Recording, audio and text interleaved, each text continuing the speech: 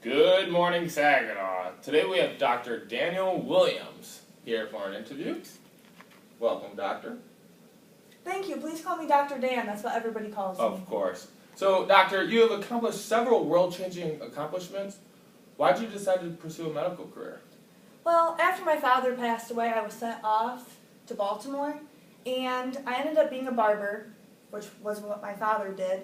But I decided that the world had more to offer to me. So I decided that I would go and explore my options. And I ended up being Dr. Henry Palmer's apprentice.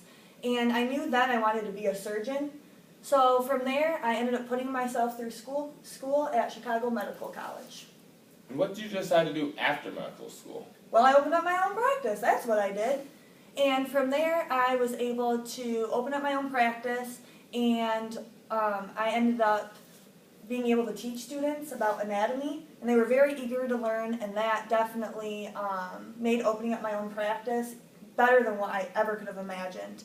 So I opened up my own practice, and I ended up working for the city's railway system as well. So that was a pretty cool thing during my life. Now I'm curious, how did discrimination and segregation play into this?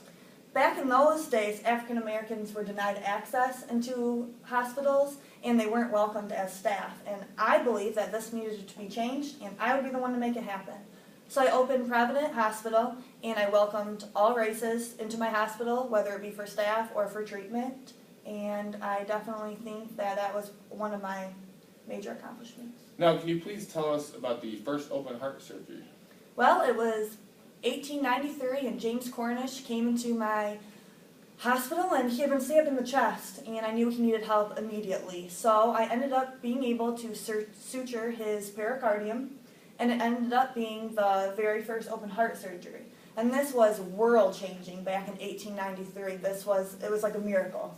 And I find this to be my biggest accomplishment because Mr. Cornish was able to live many years afterwards. Thank you for your time, Doctor. Coming up next, we'll have Cesar Chavez.